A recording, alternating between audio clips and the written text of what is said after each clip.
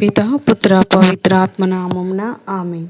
ప్రియ స్నేహితులారా, మీ అందరికీ దేవుని యొక్క ఆశీస్సులను తెలియజేస్తూ ఏప్రిల్ 17వ తారీఖు శుక్రవారం ఈనాటి దివ్యబలి పూజ పట్టణాల ధ్యానాంశానికి మిమ్మల్ని అందరినీ కూడా ప్రేమతో ఆహ్వానిస్తున్నాను.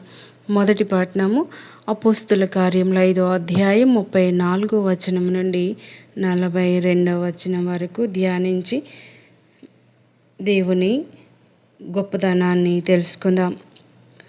ఈ భాగం మనకు గొప్ప ఆత్మీయ బోధను ఇస్తుంది. ఈ సందర్భంలో గమలీయేలు అనే పరిసయ్యుడు సన్హెడ్రిన్ సభలో నిలబడి జ్ఞానపూర్వకమైన మాటలు చెప్పాడు.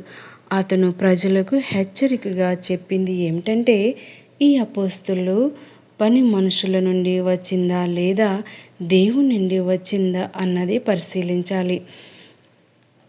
ఇది మనకు ఒక ముఖ్యమైన సత్యాన్ని నేర్పుతుంది. దేవుని కార్యాన్ని మనిషి అడ్డుకోలేడు. అపోస్తులు పేతురు మరియు ఇతరులు యేసుక్రీస్తు సువార్తను ధైర్యంగా ప్రకటించారు. వారు శిక్షలు ఎదుర్కొనడానికి దేవుని చిత్తాన్ని నెరవేర్చడం కోసం వెనుకాడలేదు. ఇది మనకు విశ్వాసంలో నిలబడటానికి ప్రేరణ ఇస్తుంది. ఎన్ని కష్టాలు వచ్చినా దేవుని మార్గం విడిచిపెట్టకూడదని సూచిస్తుంది. సన్హెడ్రిన్ వారు అపోస్తులను కొట్టించి యేసునామంలో బోధించవద్దని ఆజ్ఞాపించారు. అయినప్పటికీ వారు భయపడకుండా తిరిగి సువార్త ప్రకటించడానికి కొనసాగించారు. ఇది మనకు ఒక గొప్ప ఉదాహరణ. నిజమైన విశ్వాసి పరిస్థితులను చూసి వెనక్కి తగ్గడు. దేవుని కోసం బాధపడటానికైనా సిద్ధంగా ఉంటాడు. అపోస్తులు బాధను కూడా ఆనందంగా స్వీకరించారు. ఎందుకంటే వారు యేసు నామం కొరకు బాధపడటానికి యోగ్యులుగా లెక్కించబడ్డారని భావించారు. ఇది క్రైస్తవ జీవితంలో బాధలు కూడా ఆశీర్వాదాలుగా మారవచ్చని తెలియజేస్తుంది. మనం కూడా మన విశ్వాసం కోసం ఎదురయ్యే పరీక్షలను ధైర్యంగా ఎదుర్కోవాలి. వారు ప్రతిరోజు దేవాలయంలోనూ ఇళ్లలోనూ యేసుక్రీస్తు గురించి బోధించటం ఆపలేదు. ఈ భాగం మనకు నిరంతర సేవ మరియు ధైర్యమైన సాక్ష్యం గురించి బోధిస్తుంది. మన జీవితంలో కూడా దేవుని సందేశాన్ని పంచుకోవడం ఒక ముఖ్యమైన బాధ్యతగా తీసుకోవాలి. ఈనాటి సువార్త పఠనం యోహాను సువార్త 6వ అధ్యాయం 1వ వచనం నుండి 15వ వచనంపై ధ్యానించుదాం. మనకు అద్భుతమైన విశ్వాస పాఠాన్ని నేర్పిస్తుంది. ఈ సంఘటనలో యేసుక్రీస్తు 5 రొట్టెలు 2 చేపలతో 5,000 మందిని పోషించిన అద్భుతాన్ని చూస్తాం. ఇది కేవలం ఒక అద్భుతం కాదు, ఇది మన ఆత్మీయ జీవితానికి గాఢమైన సందేశం. మొదటిగా ఈ సంఘటనలో యేసు ప్రజల అవసరాన్ని గమనించాడు. వారు ఆయనను అనుసరించి వచ్చారు, ఆకలితో ఉన్నారు. మన జీవితంలో కూడా యేసు మన అవసరాలను తెలుసుకుంటాడు. మనం అడగక ముందే ఆయన మన హృదయ పరిస్థితిని గ్రహిస్తాడు. ఇది మనకు ఓదార్పు. మనం ఒంటరిగా లేము.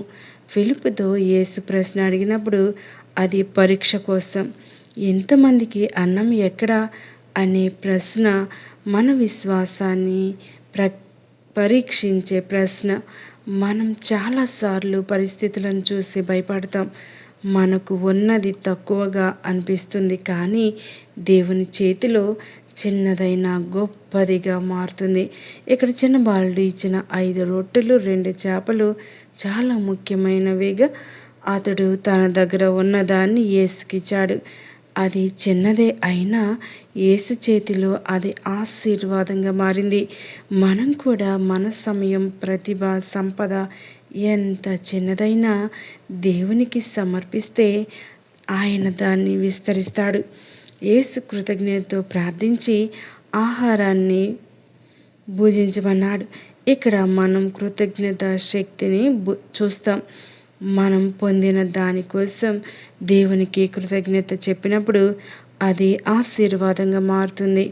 అసంతృప్తి మన విశ్వాసాన్ని తగ్గిస్తుంది, కానీ కృతజ్ఞత మన విశ్వాసాన్ని పెంచుతుంది. అద్భుతం తర్వాత కూడా 12 గంపలు మిగిలాయి. ఇది దేవుని సమృద్ధిని సూచిస్తుంది. ఆయన మన అవసరాన్ని మాత్రమే కాకుండా అదనంగా కూడా ఇస్తాడు. దేవుని దగ్గర కొరత అనే మాట లేదు. మనం ఆయనపై నమ్మకం ఉంచాలి. ప్రజలు యేసును రాజుగా చేయాలని ప్రయత్నించారు, కానీ యేసు దూరంగా వెళ్ళిపోయాడు. ఎందుకంటే ఆయన రాజ్యం భౌతికమైనది కాదు, ఆత్మీయమైనది. మనం కూడా యేసును మన అవసరాల కోసం మాత్రమే కాదు, మన జీవితాధిపతిగా అంగీకరించాలి. ఈ సంఘటన మనకు 3 ప్రధాన పాఠాలు నేర్పిస్తూ ఉంది. దేవుని మీద విశ్వాసం ఉంచాలి, మన దగ్గర ఉన్నదాన్ని సమర్పించాలి, కృతజ్ఞతతో జీవించాలి. మన జీవితంలో సమస్యలు పెద్దవిగా కనిపించిన దేవుని చేతిలో అవి చిన్నవే. మనం ఆయనను నమ్మితే ఆయన అసాధ్యాన్ని సాధ్యం చేస్తాడు. ప్రియ స్నేహితులారా, మరి కళ్ళు మూసుకోండి, ప్రార్థన చేద్దాం. యేసయ్య, నా దగ్గర ఉన్నది చిన్నదైనా దాన్ని నీ చేతిలో ఉంచుతాను.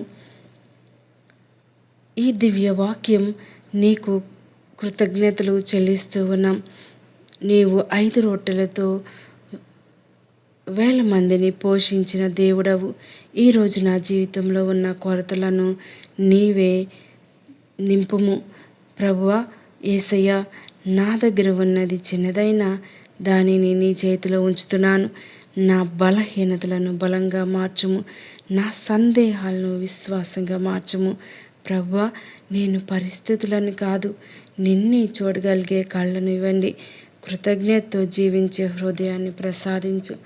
నీవు ఇచ్చిన ప్రతి ఆశీర్వాదాన్ని గుర్తించగలిగే జ్ఞానాన్ని ఇవ్వండి. నాలో భయాన్ని తొలగించండి, నాలోని నిస్సహాయతను తీసివేయండి.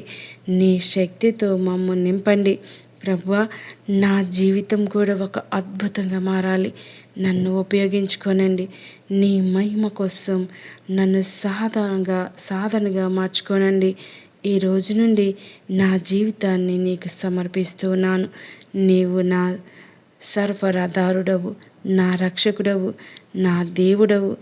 దయగల దేవ, కృప కలిగిన మా తండ్రి, అనారోగ్యంతో ఉన్న వారికి మీ యొక్క సంపూర్ణ స్వస్థతను ప్రసాదించండి. వాక్యం కోసం ఆకలి దప్పులు కొనవన్న వారిని మీ చెంతకు చేర్చుకొనండి. ప్రభువా, మాలో ఉన్నటువంటి అజ్ఞానాన్ని తీసివేయండి. మేము ఎల్లప్పుడూ నిన్నే దేవునిగా కొలిచి ఆరాధించే భాగ్యం దయచేయండి. అనేక అద్భుత కార్యాలు మా జీవితాల్లో జరుగుతూ ఉన్నప్పటికీ వాటిని గ్రహించని మూర్ఖుల్లా అనేక మార్లు మీకు విరుద్ధంగా ఉన్నాం. ప్రభా, మమ్ము రక్షించి కాచి కాపాడమని, మీరే మా దేవుడని, మీరే మా రక్షకుడని, మీరే మా పోషకుడని విశ్వసించి మేము స్తుతించి ఘనపరిచి కృతజ్ఞతా స్తోత్రం చెల్లించే భాగ్యం మాకందరికీ దయచేయమని ఈ ప్రార్థన మన ఆదురైన యేసుక్రీస్తు ద్వారా అడిగి వేడుకొంచున్నాం తండ్రి. ఆమెన్. పిత, పుత్ర, పవిత్ర ఆత్మ నామమున ఆమెన్.